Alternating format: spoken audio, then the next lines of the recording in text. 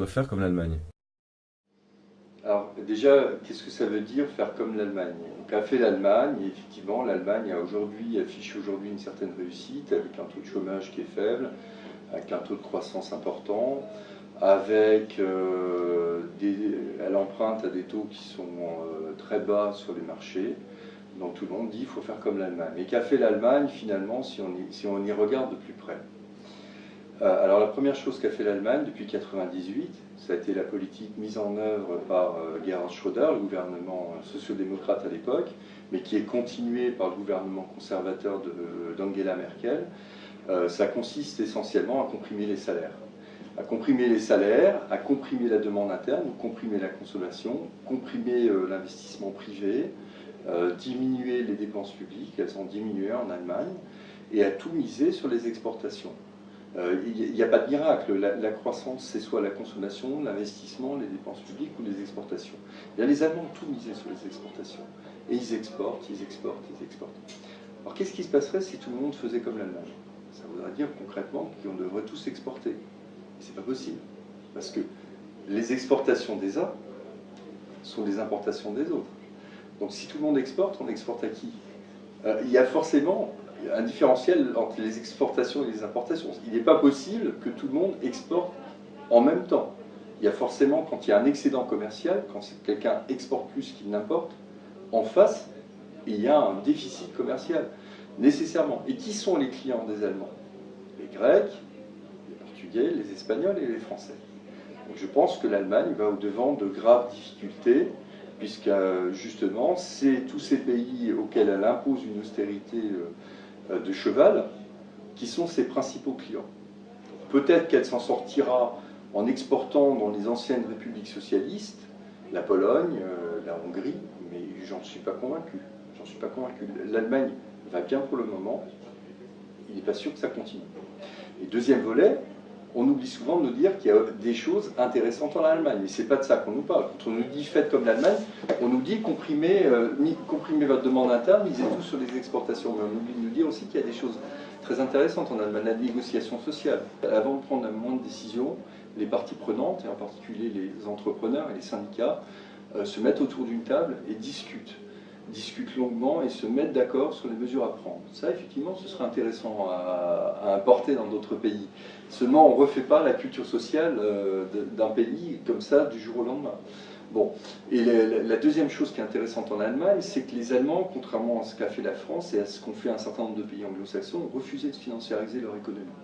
Donc il y a un vrai lien entre les banques et les industries. Il n'y a pas du tout ce pouvoir, cette prégnance de la finance qu'on trouve dans d'autres pays, même si comme ailleurs elle s'est développée, les financiers ont beaucoup moins de poids qu'ils n'en ont par exemple aujourd'hui en France. Et ça non plus, on n'en parle pas trop quand on nous dit faut faire comme les Allemands. Ces deux choses-là sont intéressantes, mais comprimer la demande interne, mettre notre propre population dans la misère pour tout miser sur les exportations, c'est une stratégie suicidaire. Ça fonctionne uniquement si un pays seul le fait, ou si un groupe de pays le fait. Par exemple l'Allemagne, la Finlande et l'Autriche avant la crise. Mais ce n'est pas une stratégie viable, ce n'est pas une stratégie durable. C'est une stratégie qui ne fonctionne que au détriment des voisins. Et alors dans ce cas, pourquoi est-ce qu'on prend l'Allemagne comme référence? On prend l'Allemagne comme référence parce qu'elle a un taux de chômage faible, et puis aussi parce que c'est aujourd'hui le pays leader dans la zone euro, tout simplement. Elle a un taux de chômage faible, elle a un taux de croissance élevé, donc évidemment on va regarder ce qui se passe là-bas. Mais bon, c'est souvent, quand on n'arrive pas à réformer dans un sens plus libéral, on essaie de nous trouver des exemples étrangers où c'est plus libéral. Vous vous souvenez, avant la crise, c'était le Danemark le grand exemple, parce qu'il y avait un taux de chômage de 5%. Alors on nous parlait beaucoup de la flexibilité au Danemark, mais on ne nous parlait pas du tout de la contrepartie de la flexibilité, la forte indemnisation des chômeurs, la vraie culture de dialogue social qui existe depuis plus d'un siècle et qui ne s'importe pas comme ça. Alors depuis la crise, maintenant le chômage au Danemark est passé, il frôle la barre des 10%, donc on n'entend plus parler du Danemark, on entend parler de l'Allemagne. Et quand l'Allemagne va aller mal parce qu'elle aura plus de clients, bah, on entendra parler d'autre chose. Voilà. Ok, donc du coup, deuxième question. Quelle est la stratégie européenne face à la crise? Alors la stratégie européenne face à la crise est une stratégie qui est en partie inspirée par l'Allemagne, grandement décidée par l'Allemagne, et c'est une stratégie qui est proprement suicidaire, il faut le dire. Elle ne fait qu'aggraver les problèmes. C'est la stratégie qui a commencé à être mise en œuvre en Grèce en 2010 et qui a mené la Grèce complètement dans le chaos qu'on connaît aujourd'hui. La Grèce ne s'en sortira pas, et d'autres pays ne s'en sortiront pas. Alors quelle est cette stratégie ? Eh bien, c'est une stratégie qui consiste à imposer des politiques d'austérité un peu partout. Donc, premier volet, c'est l'austérité généralisée. On diminue les dépenses publiques partout, on augmente un peu les impôts, et en particulier pour les classes populaires et les classes moyennes, surtout pas pour les financiers, pour les gens les plus aisés. Donc, on comprime la demande interne, on impose l'austérité. Ça, c'est le premier volet de cette stratégie. Le deuxième volet de cette stratégie, c'est réformer les traités européens. Mais pas réformer les traités européens pour les améliorer, réformer les traités européens pour obliger les pays concernés à faire de l'austérité. C'est-à-dire en particulier, donc jusqu'à présent, dans la zone euro, on avait renoncé à la dévaluation, qui était une politique possible face à la crise. Par exemple, si les Grecs avaient pu dévaluer leur monnaie, ça leur aurait évité l'austérité. On avait renoncé à ça, parce qu'on a choisi une monnaie unique en 1992. On a renoncé à la politique monétaire, on l'a transférée à la Banque Centrale Européenne, à Francfort. Donc on a renoncé à la politique monétaire, on a renoncé à la politique budgétaire. Qu'est-ce qui reste dans ces cas-là pour faire face à des problèmes de conjoncture? Il restait la politique budgétaire. Et la stratégie européenne face à la crise, finalement, ça consiste à mettre la politique budgétaire sous contrôle. Elle l'était déjà en partie avec les traités précédents, avec les fameuses règles de Maastricht. Il fallait que la dette publique soit inférieure à 60% du PIB, que le déficit public ne dépasse pas 3%, mais jusqu'à présent, en cas de problème, en cas de crise, de récession, il y avait des sanctions pour les pays qui ne respectaient pas ces critères, mais ces sanctions étaient décidées au fur et à mesure. Elles étaient décidées au cas par cas, selon les problèmes. Le pacte de stabilité et de croissance de 1999, par exemple, prévoit qu'en cas de grave crise, un pays n'est pas puni. Eh bien, avec la crise, qu'est-ce qu'on voit ? Ben, on voit finalement que la stratégie européenne, c'est de punir systématiquement les pays qui vont mal. Vous allez mal ? Eh bien, on va vous taper sur la figure. On va vous taper sur la figure. Plus vous allez mal, plus on va vous taper sur la figure. Et surtout, on va enlever aux États, finalement, leur dernière grande politique conjoncturelle, qui est la politique budgétaire. On va leur enlever, puisque, en application des décisions qui ont été prises le 24 et le 25 mars dernier, eh bien, nos parlements ne sont plus tout à fait maîtres de leur budget. Jusqu'à présent, qu'on approuvait le gouvernement ou pas, c'est le Parlement qui votait le budget. C'était la dernière grande arme conjoncturelle aux mains des États. Maintenant, le budget est en quelque sorte transféré au niveau européen. Pas tout à fait, mais on a ce qu'on appelle le semestre européen. Donc au début de l'année, les chefs d'État et de gouvernement se réunissent et définissent des grandes orientations européennes. Ensuite, les parlements votent les budgets. Et une fois que les parlements ont voté les budgets, eh bien ces budgets remontent à Bruxelles. Et la Commission et le Conseil européen, c'est-à-dire les chefs d'État, vont être autorisés à dire « Ah non, non, monsieur, là, dans votre budget, il y en a beaucoup trop sur la santé, il y en a trop sur l'éducation, il y a trop de dépenses publiques, vous devez réduire tel ou tel poste, virer 15 000 fonctionnaires. » Donc on va avoir le genre de choses qu'on demande actuellement à la Grèce, qui vient de supprimer, là, hier, quand on tourne cette vidéo, 15 000 fonctionnaires, 15 000 postes de fonctionnaires. On va avoir ce genre de choses. Donc on a renoncé à une des dernières armes qui était aux mains des États, qui est le budget. Question, pourquoi on a l'impression que tous les fonctionnaires européens, tous les décideurs des commissions, on ne sait même pas qui c'est, sont tous d'accord et qu'il n'y a que eux qui croient en ce qu'ils font, quoi. Pourquoi ils pensent tous pareil, d'où est-ce qu'ils sortent et comment on peut les influencer?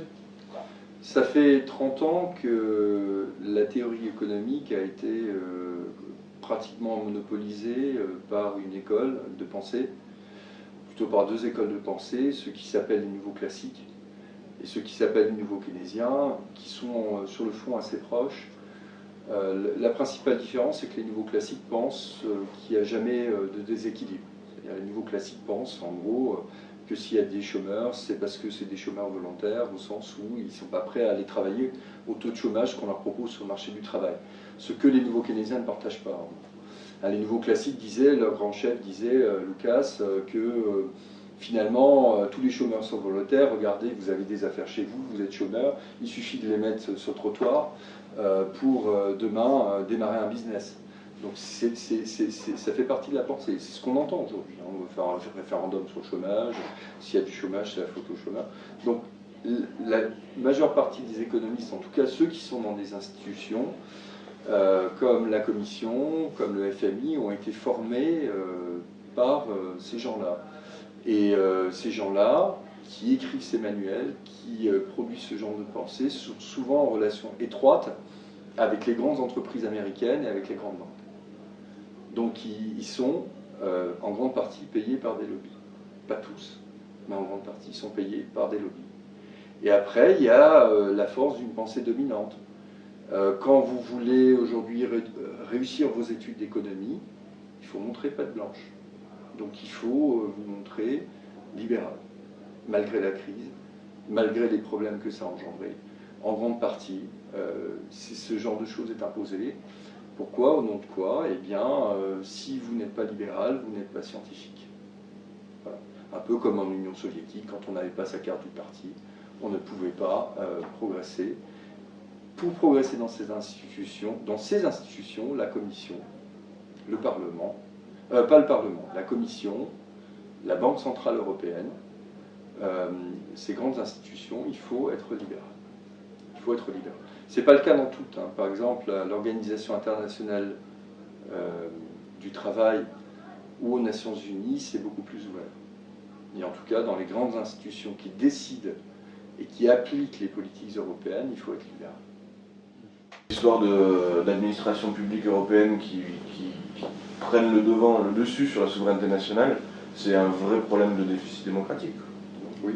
Ça pose un vrai problème. C'est ce qu'on appelle le semestre européen. Informellement, c'est le semestre européen, application des 24 et 25, du traité du 24 et 25 mars dernier.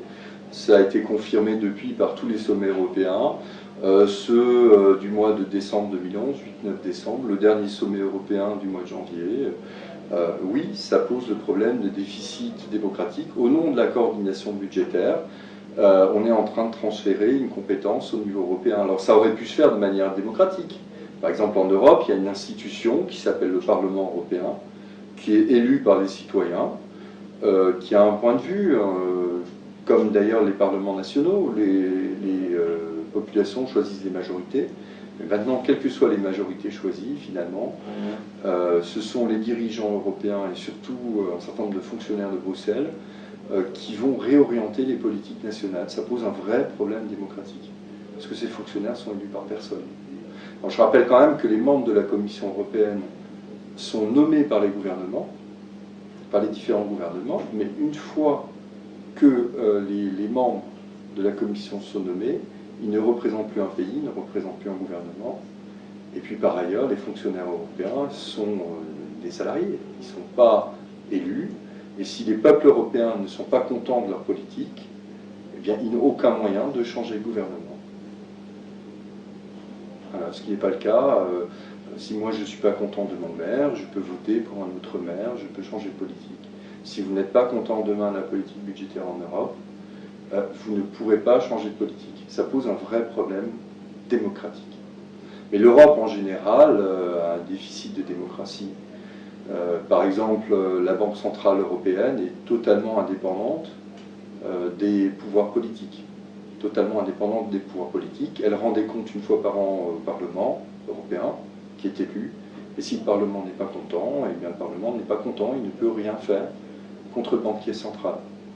Il y a d'autres pays où ce n'est pas le cas. Aux États-Unis, si le Parlement n'est pas content du banquier central, elle le vire, tout simplement.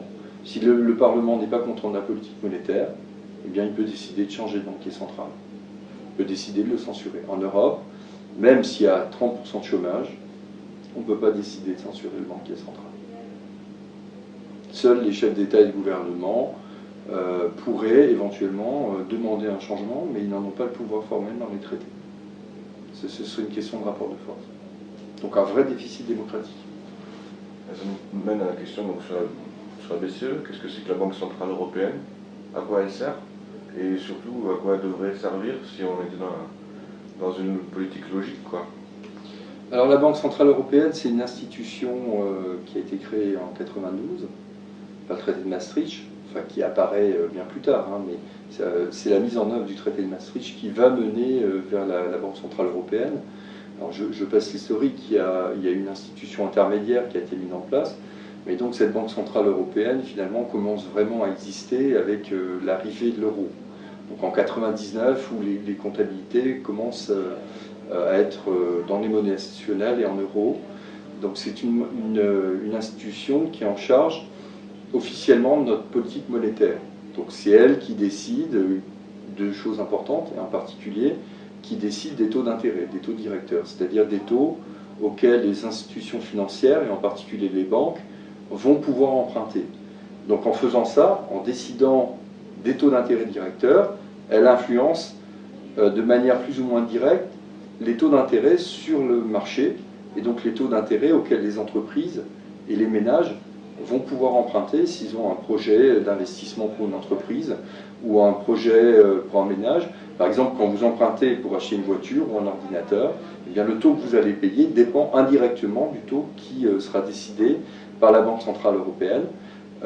Voilà, donc à partir du moment où on choisissait une monnaie unique, qui est l'euro, il fallait choisir une politique monétaire commune. Il n'était pas possible d'avoir différentes politiques monétaires, certains pays qui choisiraient des taux d'intérêt hauts, d'autres pays qui choisiraient des taux d'intérêt bas. Quand on choisit d'avoir une seule monnaie, il faut qu'on ait un seul taux d'intérêt directeur. Et c'est ce qui a été fait avec l'euro. C'est assez logique au fond. C'est assez logique à partir du moment où on choisit une monnaie unique, d'avoir une politique monétaire unique. Bon, là où les choses deviennent plus problématiques, c'est que cette Banque Centrale Européenne est la plus indépendante au monde. C'est la plus indépendante au monde. Son mandat est fait, tout est fait pour qu'elle n'ait pas de compte à rendre au pouvoir politique. Avec l'idée que le pouvoir politique, vous comprenez, c'est des gens qui doivent être élus, donc à l'approche d'élections, ils vont être laxistes, ils vont faire des baisses de taux, ils vont laisser filer les déficits, ils vont faire plein de bêtises, donc surtout pas rendre cette banque centrale dépendante du pouvoir politique.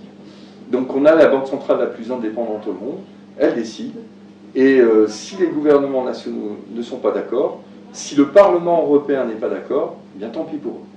Tant pis pour eux, le banquier central décide, avec son comité de politique monétaire, en toute indépendance. Ce qu'on appelle le comité des directeurs, c'est un certain nombre de personnes qui décident avec le banquier central du taux d'intérêt à fixer. Et ce n'est pas quelque chose qui est neutre, le taux d'intérêt à fixer. Ça va déterminer pour tout un chacun le prix des emprunts, pour les entreprises le prix des investissements. Ça peut avoir une influence importante sur l'activité, surtout en période normale. En période de crise, quand le taux d'intérêt est déjà bas, qu'il est à zéro, que les entrepreneurs n'ont pas intérêt à investir, qui sont pessimistes, bon, le taux d'intérêt est peu important. Mais en période normale, le taux d'intérêt a son importance. Donc le fait que la Banque centrale soit indépendante des États est problématique. Et en plus, en Europe, on a choisi une priorité qui a été imposée par les Allemands et qui est assez particulière. La priorité de la Banque centrale européenne, la priorité des priorités, c'est de lutter contre l'inflation. La lutte contre l'inflation. Donc on peut avoir 40% de chômage, ça n'est pas le problème de la Banque centrale européenne. Statutairement, sa priorité, c'est la lutte contre l'inflation. Elle a le droit, dans des périodes graves, de se préoccuper éventuellement de la croissance, mais c'est un objectif secondaire, et elle doit toujours donner la priorité à la lutte contre l'inflation. Donc on peut avoir une croissance négative de moins 10, moins 15, moins 25, ou une croissance nulle, comme aujourd'hui, on voit les effets en France, on a une croissance nulle, et la Banque centrale européenne, pour autant, ne devra pas changer de politique. Si elle estime qu'il y a le moindre risque d'inflation, elle devra donner la priorité à l'inflation. Donc lutter contre l'inflation. Ce qui n'est pas du tout le cas, par exemple, aux États-Unis. Personnellement, je pense que le mandat de la Banque centrale américaine est beaucoup plus intéressant que le mandat de la Banque centrale européenne. Pourquoi? Parce qu'aux États-Unis, la Banque centrale doit certes lutter contre l'inflation, parce que trop d'inflation, ça n'est jamais souhaitable, ça détériore le pouvoir d'achat d'un certain nombre de personnes. Donc trop d'inflation, ça n'est jamais souhaitable. Mais est-ce que c'est la priorité quand on est dans une période de crise? Donc la Banque centrale américaine s'occupe certes de l'inflation, mais elle s'occupe aussi du chômage, au même niveau. Et elle s'occupe aussi de la croissance. Donc elle s'occupe du chômage, de la croissance, de l'inflation. Et il est aussi précisé dans ses statuts que les taux d'intérêt doivent rester bas. Donc on a ces 4 choses qui sont au même niveau aux États-Unis. C'est pour ça qu'on dit souvent qu'aux États-Unis, il y a un mandat dual au fond. C'est croissance et inflation. Pourquoi? Parce que le chômage est lié à la croissance. Et pour lutter contre un chômage élevé, pour faire repartir la croissance, il vaut mieux avoir des bas taux d'intérêt. Donc mandat dual. Alors qu'en Europe, la priorité, c'est la lutte contre l'inflation. Autre différence avec les États-Unis, la Banque centrale européenne est indépendante, comme je l'ai dit tout à l'heure, c'est-à-dire qu'elle ne rend pas des comptes au Parlement, elle va voir le Parlement européen une fois par an, et si les députés européens ne sont pas contents, ils ne sont pas contents, c'est tout. Alors que la Réserve fédérale aux États-Unis est responsable devant le Parlement. Même si elle est indépendante formellement, elle est responsable devant le Parlement. Donc si le Parlement veut changer de banquier central, s'il est mécontent de sa politique, s'il estime qu'il y a trop de chômage, il le peut. Ouais, donc tu voulais rajouter un truc sur la BCE et son rôle, parce que tu as déjà parlé des taux d'intérêt. Oui, de la politique monétaire, mais elle s'occupe aussi de fait d'une autre politique qui est importante, qui est la politique de change, c'est-à-dire d'influencer le cours de l'euro sur les marchés internationaux. Normalement, c'est une prérogative des chefs d'État et de gouvernement, donc du Conseil européen, mais de fait, ils délèguent cela à la BCE, et donc, si l'euro est surévalué, c'est aussi en raison de la politique de la BCE. Alors il y a un grand débat sur le fait de savoir si l'euro est trop haut, si l'euro, s'il ne faudrait pas un tout petit peu jouer la dépréciation de l'euro par rapport aux autres monnaies, comme le font les Américains. Donc je ne vais pas entrer dans ce débat, mais il faut savoir que la BCE aussi s'occupe de cette politique de change, qui peut être problématique si l'euro est trop haut par rapport aux autres monnaies. On a plus de difficultés à exporter et on importe plus facilement. Voilà, donc l'euro fort, ça veut dire ça aussi. Et il dit voilà, vous sur les marchés aujourd'hui, vous voulez du 25% sur les emprunts grecs. Ça ne va pas le faire parce que les Grecs, à un taux d'intérêt de 25%, ils ne pourront pas rembourser. Demain, ça va être les Espagnols et les Portugais. Donc nous, on va sur les marchés et on dit voilà, tout ce qui dépasse 2%, je rachète. On pense fondamentalement, chez les atterrés, qu'il faut prendre ce genre de mesures, faire en sorte que la Banque centrale garantisse la dette publique, c'est-à-dire qu'elle dise, voilà, il n'y a pas de problème de dette publique. Il n'y a pas de problème de dette publique, pourquoi? Parce que les États ne peuvent pas être en faillite, parce que je suis là, je vais racheter la dette publique s'il y a des problèmes. Hein. Et on pense aussi qu'elle doit aller sur les marchés et dire, voilà, tous ceux qui veulent plus de 2% ne pourront pas acheter de dette publique, parce que moi, je vais racheter tout ce qui dépasse 2%. Donc sur les marchés, ça dépassera plus de 2%. Voilà, c'est ce que fait la Réserve fédérale américaine depuis longtemps.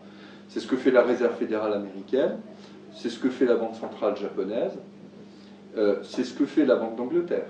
Et c'est ce qui explique d'ailleurs que dans ces pays, les taux d'intérêt sur les marchés, sur les obligations d'État sont exceptionnellement faibles. On est focalisé sur les agences de notation, mais la note américaine a été dégradée et ils empruntent moins cher aujourd'hui sur les marchés qu'ils n'empruntaient avant qu'elle soit dégradée. Pourquoi?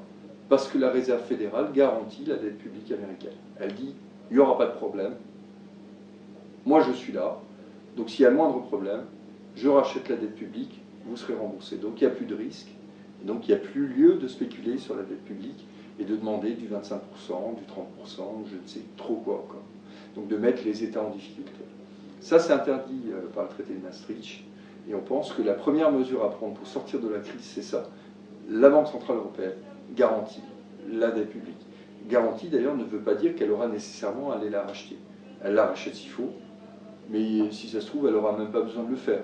Parce que le fait qu'elle dit, voilà, tout ce qui dépasse 2%, je rachète, ça peut suffire à dissuader les gens sur les marchés à demander plus de 2%, sachant que la BCE sera là pour racheter. Aux États-Unis, c'est ce que fait la Fed tous les jours sur les marchés. et ça fonctionne assez bien. Au Japon, le rapport dette publique sur PIB est supérieur à 100%, il n'y a aucun problème. La Banque centrale japonaise garantit. Donc on pense que ça, c'est la première mesure à prendre. Évidemment, ça ne tient pas lieu de stratégie de long terme, mais c'est déjà, quand il y a un incendie, on commence par appeler les pompiers. Bon, une fois que les pompiers ont éteint l'incendie, c'est-à-dire une fois que la BCE a garanti la dette publique, qu'est-ce qu'on fait? Nous, on pense qu'il faut autre chose que des politiques d'austérité, des politiques néolibérales pour sortir l'Europe de la crise. On ne s'en sortira pas comme ça. On ne s'en sortira pas comme ça. Il y a un précédent historique, le précédent des années 30, où tous les grands pays, les États-Unis avaient couvert, la France avec Laval, l'Allemagne avec Bruni, ont mené des politiques d'austérité. Et ça a mené tous ces pays droit dans le mur. On ne s'en sortira pas comme ça. Alors qu'est-ce qu'il faut faire? Il faut faire exactement le contraire. Nous, on propose que l'Europe reprenne la main, qu'elle retrouve une inspiration keynésienne, colbertiste, et qu'elle tienne aussi compte d'un problème très actuel, qui est le problème écologique. Donc qu'on entame une vraie phase de reconversion écologique. Alors quelles sont les grandes lignes de ces propositions? Eh bien, on les a rangées sous le thème de la planification fédératrice. Planification fédératrice, ça consiste en quoi? Il y a plusieurs volets. Le premier volet de cette planification fédératrice européenne, ce serait de revaloriser la politique agricole commune, qui était quand même une des politiques essentielles de l'Europe quand elle a été créée, qui était une volonté française, revaloriser cette politique agricole commune pour avoir une vraie politique agricole européenne, favoriser des produits de proximité, des produits de qualité, pour abandonner progressivement l'agriculture industrielle qu'on connaît aujourd'hui. C'est le premier volet. Et donc ça, ce serait fait au niveau européen, au niveau de la planification fédératrice. Deuxième volet, c'est reprendre la main sur la finance. Reprendre la main sur la finance en séparant clairement les banques de dépôt, les banques d'investissement, en mettant fin à cette spéculation délirante qui ruine nos économies au quotidien. Donc ça, c'est le deuxième volet de la planification fédératrice, reprendre la main sur la finance. Troisième volet, c'est mettre en œuvre des grands programmes européens. Des grands programmes européens, donc des dépenses publiques européennes, pour garantir la transition écologique qui est absolument nécessaire aujourd'hui. Des grands programmes européens, il en existe, comme par exemple le programme de localisation par satellite Galileo. Nous, on voudrait faire ça à beaucoup plus grande échelle et de manière beaucoup plus significative pour favoriser par exemple des réseaux de transport européens, pour favoriser une véritable reconversion de nos économies dans un sens beaucoup plus écologique, beaucoup plus vert, beaucoup moins productiviste. Voilà, donc ça c'est les grands programmes européens. Et le quatrième volet de la planification fédératrice consisterait à développer le modèle social européen, c'est-à-dire au lieu de baisser le SMIC, comme le demande actuellement la Commission, augmenter partout le SMIC, créer des SMIC là où il n'y en a pas, évidemment des SMIC adaptés aux situations de chacun des pays européens, augmenter ces salaires minimums, définir des salaires minimums, définir des minima sociaux, garantir des droits à la retraite. C'est pas seulement se faire plaisir d'un point de vue social de dire ça, c'est vraiment nécessaire si on veut sortir de la crise. C'est comme ça que les Anglais et les Américains sont sortis de la crise dans les années 30. Et on ne s'en sortira pas autrement. Si on continue de partir vers le bas, de diminuer le rôle de nos États, on ira vers la récession et on ira inévitablement dans des situations hautement problématiques. Du coup, l'euro. Alors l'euro, sur l'euro, les intérêts sont partagés. Et je suis assez représentatif des intérêts au moins là-dessus, parce que moi-même, je suis partagé sur l'avenir de l'euro. D'aucuns disent qu'on pourrait rester dans la zone euro. C'est vrai, on pourrait rester dans la zone euro maintenant que l'euro est là. Maintenant qu'on a pris l'habitude d'avoir cette monnaie unique dans nos poches, c'est pas parce qu'on a l'euro que ça va mal. C'est parce que l'euro est surévalué, c'est parce qu'on mène toutes ces politiques d'austérité et parce qu'on les renforce que ça va mal. C'est vrai. Donc, dans l'absolu, on pourrait garder l'euro. Mais la première chose à faire, si on voulait garder l'euro, ce serait d'avoir un budget européen, par exemple. Un vrai budget européen significatif, parce qu'aujourd'hui, le budget européen, c'est 1,24% du revenu national brut. Enfin, c'est rien du tout, c'est des cacahuètes. Il faudrait un vrai budget européen, il faudrait des vrais transferts européens. Et là encore, vous allez me prendre pour un pro-américain, mais aux États-Unis, il y a de vrais transferts. Il y a de vrais transferts entre les États qui vont bien et les États qui ne vont pas bien. Il y a vraiment des transferts qui sont significatifs. Donc si on veut garder l'euro, il faudrait qu'il y ait des vrais transferts, il faudrait qu'il y ait un changement radical de politique économique. Un changement radical de politique économique dans le sens que j'indiquais tout à l'heure. Et en particulier, il faudrait, et ça n'est pas une plaisanterie, que les Allemands augmentent très rapidement leur salaire. Qu'ils augmentent très rapidement leur salaire pour soutenir leur demande interne au lieu de la comprimer dans un contexte de récession. Ça paraît difficile. Donc un plan de repli serait éventuellement, et on risque d'en arriver là avec la folie austéritaire actuelle, un plan de repli serait de sortir de l'euro. Sortir de l'euro, c'est problématique. Ça n'est pas une catastrophe si c'est fait correctement, c'est-à-dire si on adopte une monnaie commune, qu'on garde l'euro avec les pays extérieurs, c'est-à-dire avec les États-Unis par exemple, avec la Chine, avec la Grande-Bretagne, on aurait donc une monnaie commune, et non plus une monnaie unique. Et à l'intérieur de la zone, nous aurions différentes monnaies, qu'on appellerait euro-franc, euro-Deutschmark, etc., qui seraient liées entre elles par des taux de change fixes. Quel est l'avantage d'avoir différentes monnaies? C'est qu'en cas de problème, quand un pays n'est vraiment pas compétitif, au lieu de faire de l'austérité comme on l'a fait en Grèce, on autorise ce pays-là à dévaluer. Ce n'est pas une solution miracle. L'idéal, ce serait de rester dans l'euro.